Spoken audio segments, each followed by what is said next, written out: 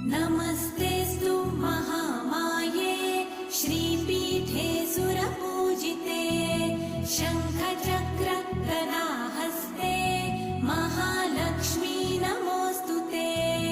नमस्ते गरुडारूढे कोलासुरभयङ्करी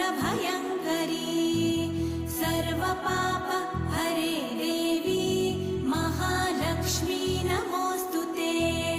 महादेव्यै च विद्महे विष्णुपत्न्यै च धीमहि तन्नो लक्ष्मी प्रचोदयात्।